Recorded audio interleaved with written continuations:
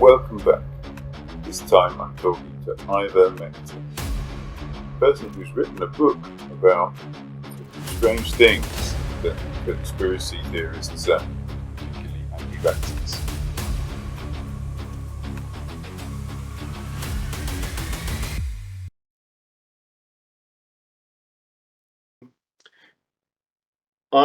Let's do the book thing, because you've written a book. Tell us about the book first, so I don't forget. All right. So there's two versions, but I'll talk about the sort of original version first. So that was written in 2021. I think it came out November 2021. So I sort of so I'll start from 2014 actually. So that was when I was actually a conspiracy theorist at that time for a few months. I got heavily into like the 9/11 stuff over the summer of 2014. I came out of that. I was able to sort of get myself out of that. I've been sort of fascinated by like fact checking type topics ever since.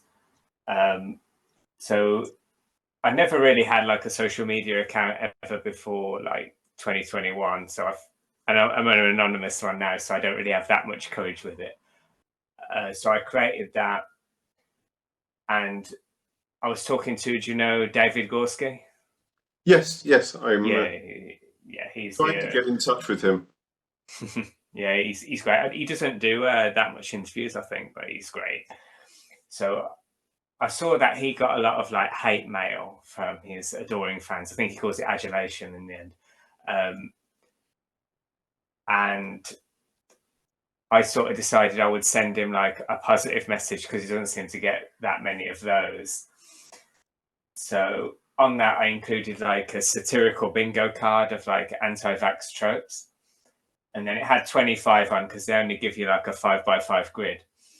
And I thought, oh, wait, I've seen so many tropes. I bet I could easily expand this to like 100, like a 10x10. I could very easily do that. And I thought, you know what, this could actually be a book because there's so much of this sort of misinformation talking points out there that it could easily be a book. So it was originally just going to be like a list. But then I sort of created this character, added in a load of satire about it. I think there's 300 to 400 in the original version and like 600, 500 in the second one. Don't do me for false advertising if those numbers are wrong. I just can't remember. But yeah, it was a very fun project to work on. I just did it in my spare time over about a year, really. Because I had a look mostly at the contents of the book. I haven't got so far as to read it yet. And it appeared to be pretty well researched, at least the titles. And there was probably a lot of work in there. What is your background in that kind of thing? So, like, my background isn't medical or anything in that way. It's just I'm actually a metallurgist, so there is like a lot of fact checking and which goes into scientific work. So I suppose I could apply that there. But yeah, I've always just kind of been a bit funny, so I'm decent at satire. So like the original like bingo card was like just written for friends, like during like the COVID Zoom call meetings we all had to go through. That is kind of one of my questions that I'm trying to ask everybody is who are you doing it for? Oh, well, I've made $1,100 off the book, so I suppose I'm partially doing it for me. I'm sort of was interested in like truth and sort of, well, helping people, you know, vaccines are good, they save lives, etc. So I was partially motivated by that as well, I can say. What about the other side? Do you have a feeling that the conspiracy theorists make money from it? Oh, absolutely. You wouldn't believe. Joe McCullough, one of the world's leading anti-vax doctors, has $100 million in the bank. You know, RFK Jr. has, I think, 57 million. Del Bigtree has 10 million. Andrew Wakefield has made millions selling scam autism cures, etc. They're raking it in like you wouldn't believe. That's it's one of the things. But of course, when you were an anti-vaxxer, or no, you were 9/11. I was never an anti-vaxxer. Yeah. What did you ever get anything with there?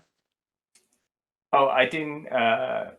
Oh, I'll tell the story. One of the cringiest things I thought I would do was because I was an undergrad at the time, and I thought, when I get my degree, I'm signing up to be a member of Architects and Engineers for 9/11 Truth. I'm glad I'd finally gotten out of it by then, because that would be a bit of a nightmare on the CV today if I ever signed that. Oh, are you hoping to change anybody's mind? Oh, I would say, like, sort of like in 2021, 2022, that was a bit more reasonable. I think it's slowly whittled down, like the amount of people, like the ones who are still in it are the ones who are like super hardcore now. Whereas like in the past, it was people who were sort of in the middle. They were a little bit unsure about the COVID vaccine, etc. Like now, it's more like the ones who like believe the doctors are all going to get hanged at Nuremberg too, and sort of the ones who are ranting about that. I mean, I don't think there's maybe that much scope for changing their minds now. I think like a lot of minds definitely were changed. Like back in 2021, there was a lot of good work done by a lot of good people promoting vaccines, which really did get it out. So in the end, about 92% of people in Britain, adults in Britain, got vaccinated. So that was really good. I think here in Germany it's a bit lower. I don't know why. No, well, there's a question there about do you think it's different in different countries, that different countries have coped with the storm of misinformation that we've got? So 9/11 was one example, anti-vaccine is another one, Flat Earth is a less successful version, but it's all, we're exposed to a lot more of it, or it feels like we're exposed to a lot more of it. Do you think some countries have done better at getting around it? Oh, I've never really thought about that. So I think I won't really know maybe enough about it. I mean, United States seems to be a bit worse than we are. Maybe there might be a difference in Germany in that maybe there's less content produced in German of that nature. I wouldn't be able to speak to that. But I think in terms of countries, I think like the Scandinavian ones did really well, didn't they? Because I think they have a good education system. I believe in Finland they like teach about fake news in school and how to recognize it and how to really like scrutinize the source. Like I would say that is one of my criticisms of like mainstream education. They don't teach like media literacy and how to like hardcore fact check stuff. Or maybe they did in general studies and I just didn't pay attention. So maybe that's a failing on my part when I was 18. So having a weird jump to your thoughts on being anonymous. So you're anonymous here, and we have a variety of people like so Gorski is easily reachable and like I am, so it's easy to find out who he is and where he works. So partially I sort of am anonymous for like the character, you know. IvorMectin is a more extreme version of me, I like to think. So I'm partially anonymous for that reason, and it's sort of a decent brand, but also like I don't want weirdos like phoning up my office and stuff like that, like David Gorski has, and all that, and like the stuff written about him online, like they go to his review sites for surgeons and stuff like that and write a load of nonsense.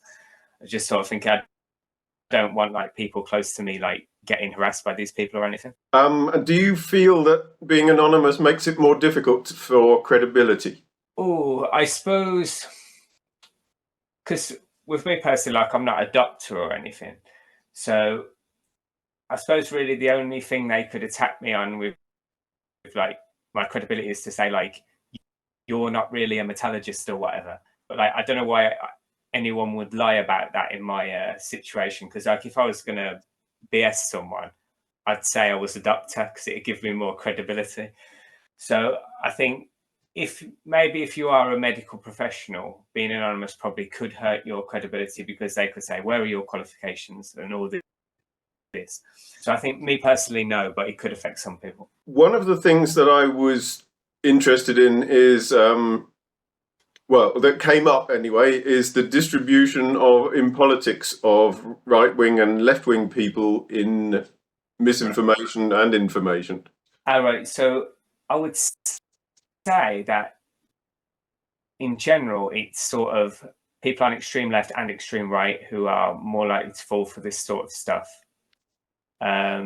Generally, people who are in the middle are more all right. I mean, there's a whole thing with anti-vax. Like a lot of people said, like in the 2000s, people would have said, "Oh, anti-vax, like that's a fringe left thing, like these hippies, etc." And not like a thing on the right. Like, but how true that ever was, I don't know. But now, firmly, it's more of a conservative thing, especially in the context of like United States politics. Which is kind of weird because like the top guy in like conservative American politics, Donald Trump, loves the vaccine. He thinks it was amazing. He thinks like it was gonna. I'll do the impression. It was gonna be like the Spanish flu, folks. And then I came up with vaccine in Operation Warp Speed, and it was tremendous. I don't know how good of an impression that is. You have to rate me on that. but he kind of takes credit. But some people who support Trump, like, don't think that he actually got it. They think he was intimidated into lying to say that he got it to test them or something like that. So there's always like a weird way to explain it away, I suppose. As for more Britain, it's a bit hard to say. I think it just seems to be like equally far left and far right. Like some people who are communists are against it, and like some people who are like hardcore fascists are against it. It seems to be like just the extremes. I won't be able to say whether it's more on one side than the other, though. But how do you feel it's going to change in the future? Is it getting better or worse? So I actually am an sort of an optimist on this issue, which may surprise people because I think as more sort of like in the years ahead, sort of like the spectre of COVID and sort of like, mandates, people could agree with them or be against them, but it kind of did have that effect where like it made people not trust it more. Now those have all pretty much gone. I think like as it just calms down, like it's got less virality on social media as time's gone on. I think mRNA vaccines will be, well, not technically vaccines, will be used for stuff like cancer treatments potentially in the future, or malaria or stuff like that. They'll establish themselves more as a technology going forward.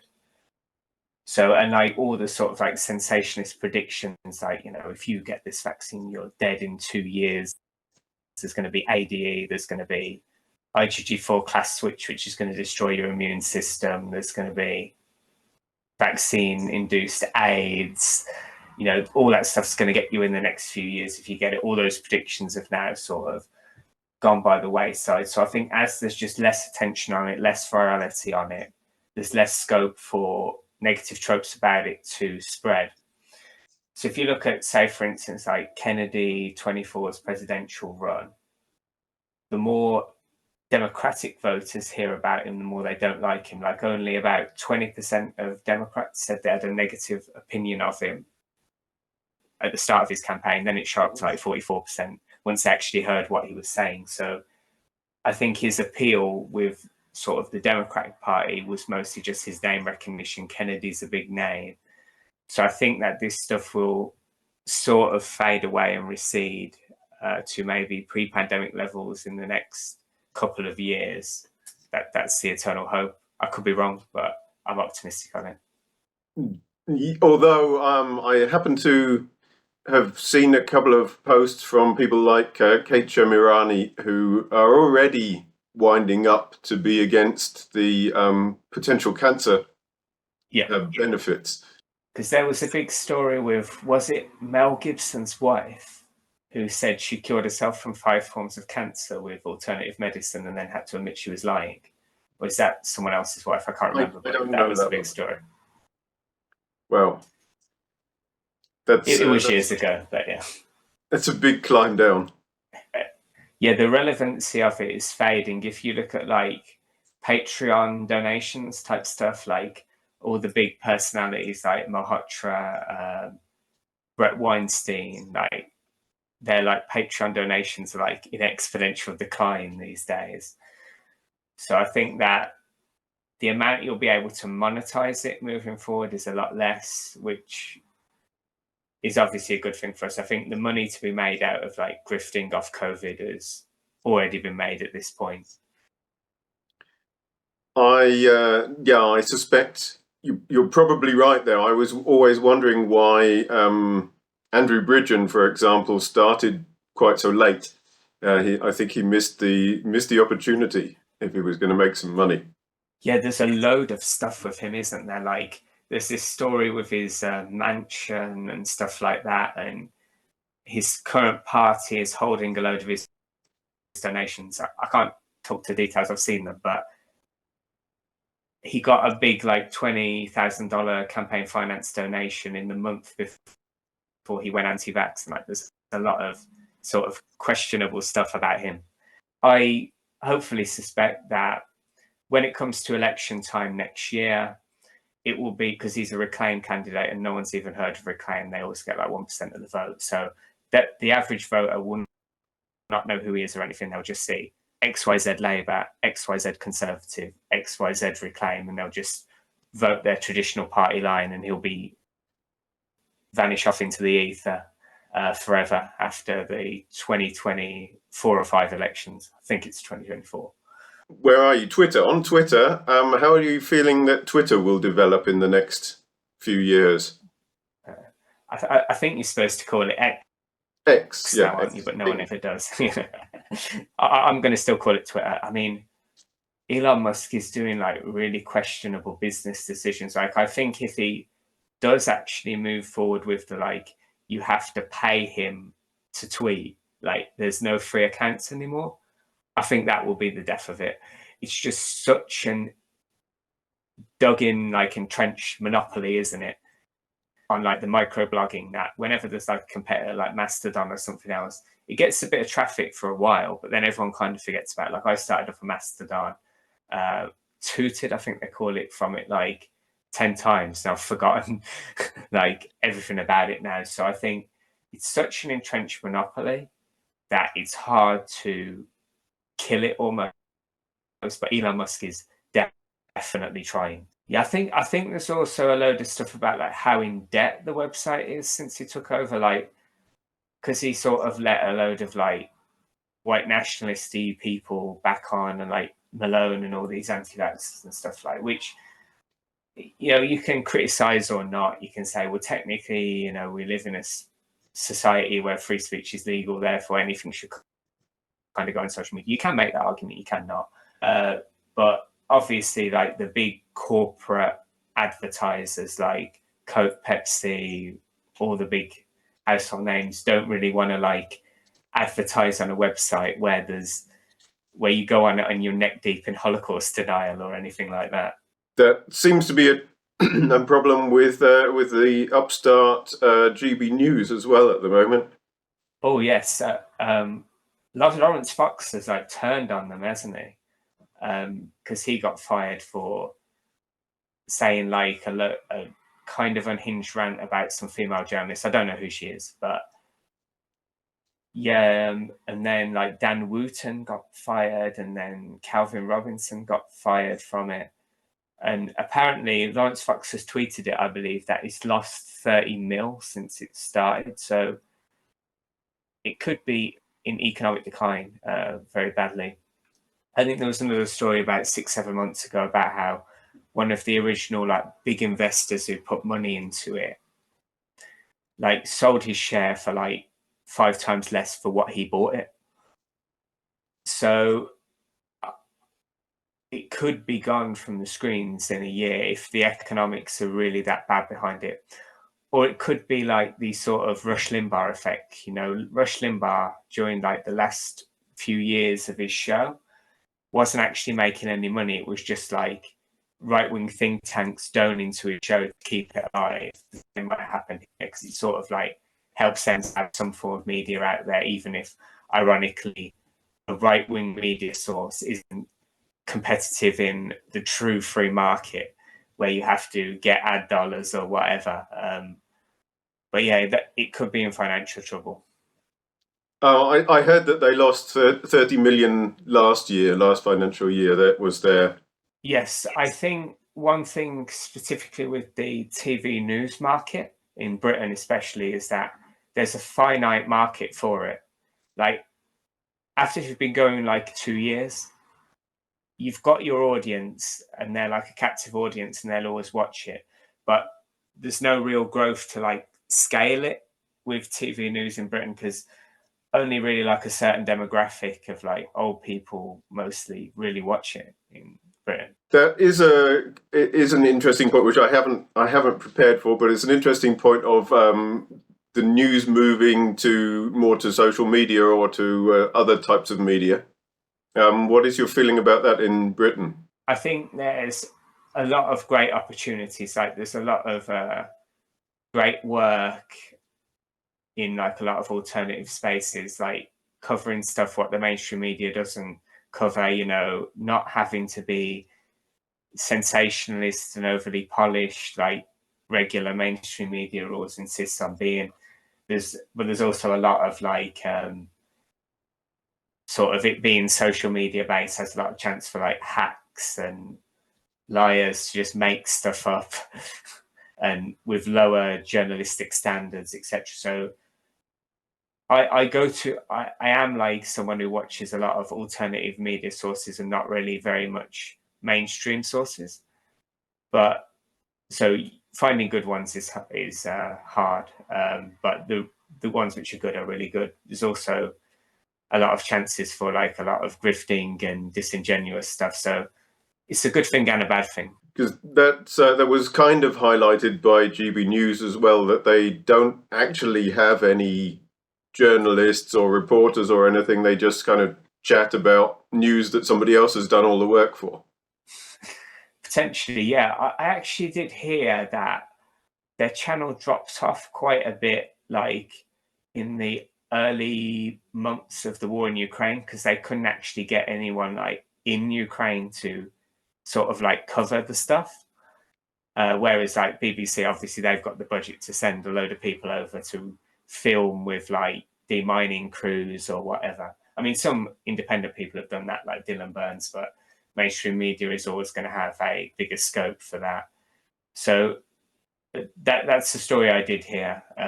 Obviously, that's covered a lot less now than it was in 2022. Oh yeah, I've got a question about choosing topics. So how did you decide what kind of topics to use in when you talk to people online? Maybe let's take that one. All right, so I'd say now, like my Twitter account was like originally sort of set up for COVID stuff. Obviously, my avatar, well, I was shilling my book at the time as well. My avatar, my name, etc. Obviously, it's sort of drifted to other stuff with time. Like, so one of my most successful tweets was like I was saying, like, hey, just post a picture of your first car, however old you are, I don't care. And that got loads of engagement. And I learned quite a lot about like who my followers were. I did that about a year ago.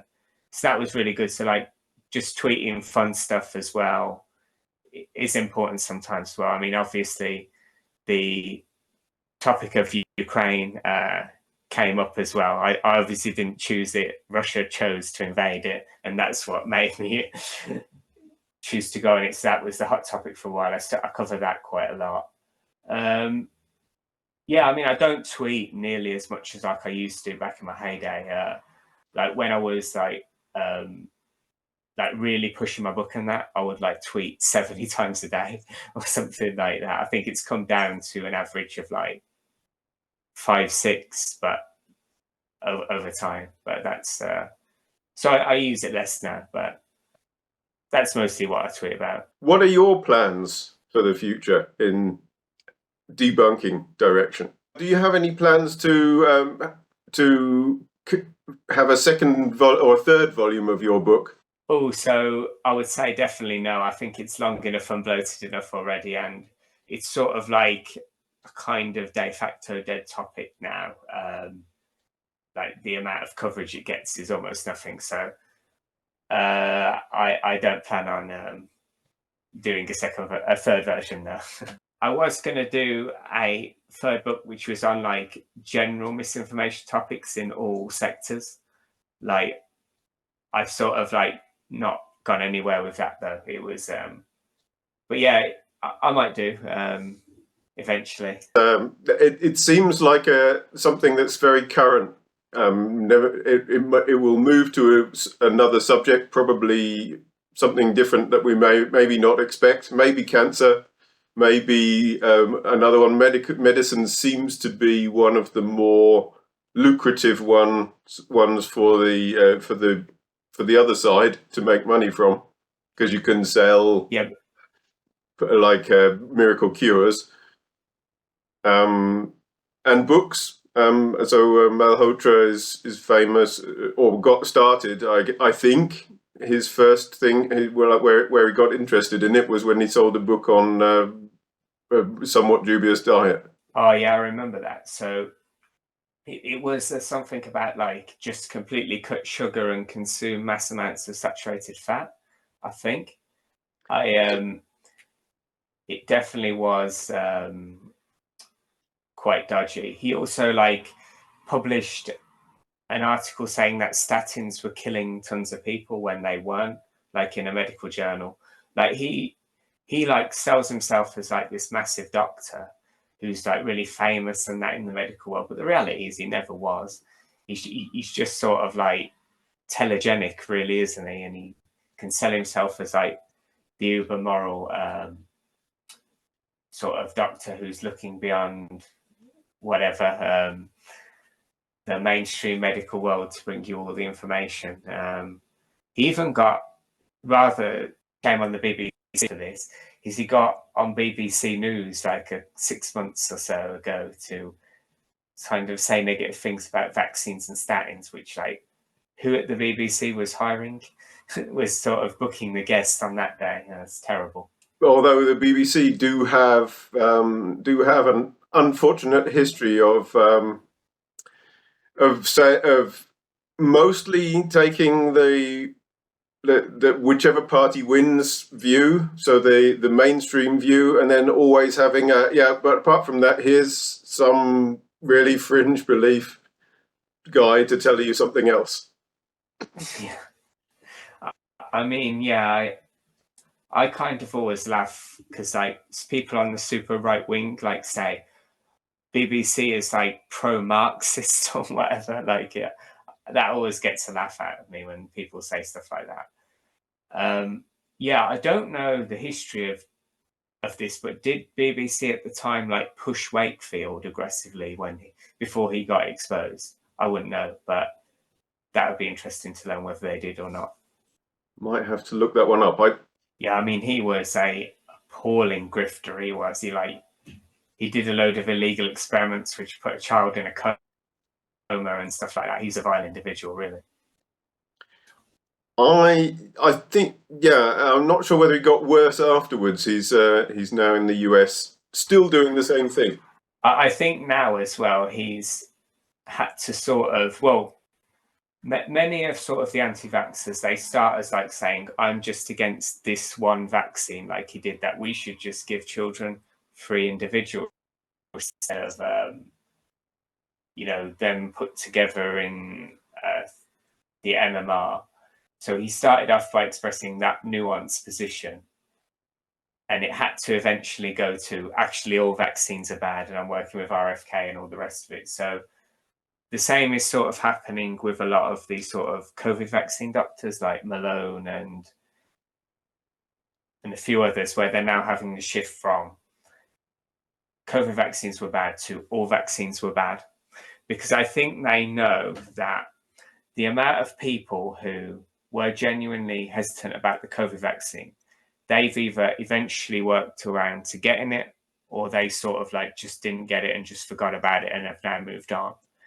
Because the only people who are around now are like the very, very big fundamentalists of anti-vax. So they're going to have to say that they're with them and that all vaccines are bad now, because the market has shrunk, but it's more radical. So if they ever say like, oh, the chickenpox vaccine is an amazing thing and the polio one too, they'll be called shills for the pharma industry by their fan base now.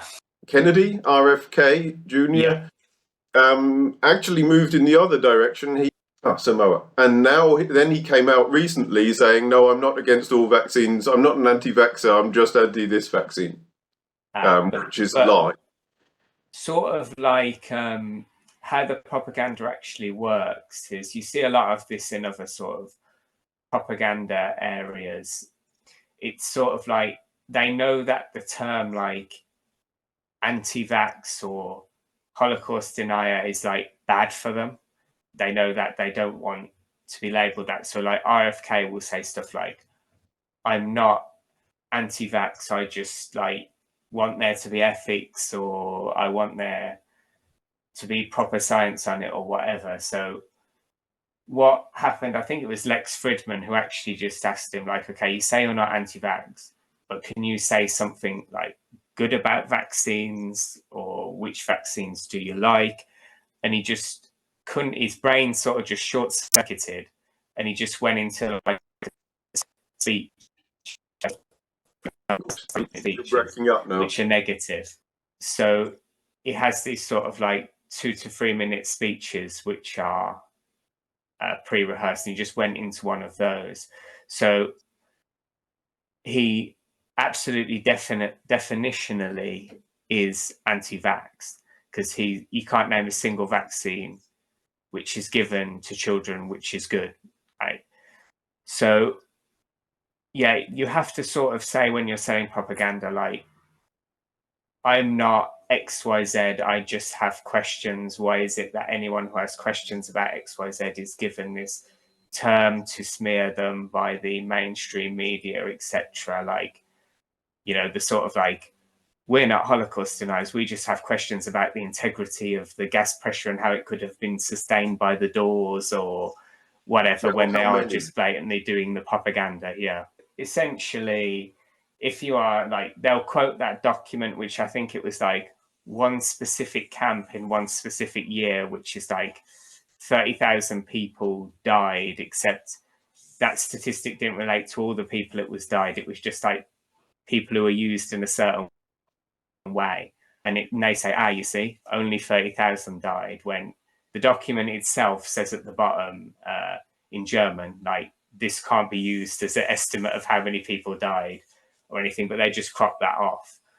So, but if you are promoting that, you are doing denial. Like, it's not skepticism, it's it's denial of facts that really you should know. You mentioned Wakefield and the 3 vaccines, which I don't think they had in. Well, it was a thing in Germany as well. My impression was that really damaged him seriously in Europe. That he came out and said, we don't like the MMR vaccine. We think that it causes autism." And the government response was, "Okay, if you pay, I think it was £20 in the UK. If you pay £20, you can have separate vaccines." Yeah. And it seemed, at least to me at the time, to really damage his credibility, because then it was kind of fair enough. Everybody went, okay, fair enough, that's good. And then it just went quiet. I have another question for you about, because you may be slightly more familiar with the conspiracy theorist side than I am. I have a feeling that it's a very dangerous landscape to live in. That they're very likely to turn on you at any point if you're one of the stars, if you're making money from it, or if you're prominent.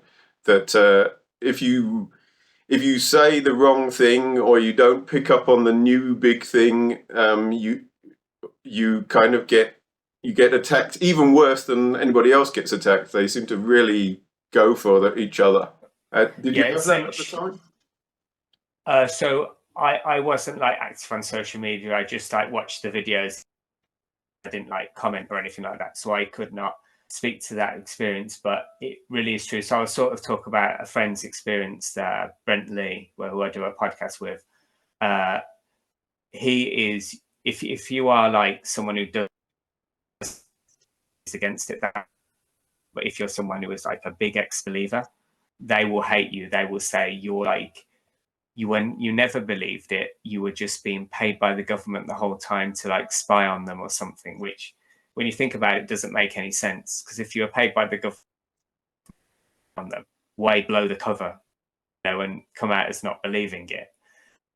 But they really like go in, and as well, Lydia Green, who is an like ex-anti-vaxxer, like they really go for you if you're an ex-believer who is prominent, more so than it just people who argue against it. So I suppose with like religious cults, like apostates are the most hated as well. So it seems a very precarious kind of life. Yes, it is. I mean, the reality is you just have to go full bore on everything in order to sort of keep the audience. Like, because if you're not down with the latest thing, or obviously you're not going to get the money in because they're not going to follow your podcast or anything like that.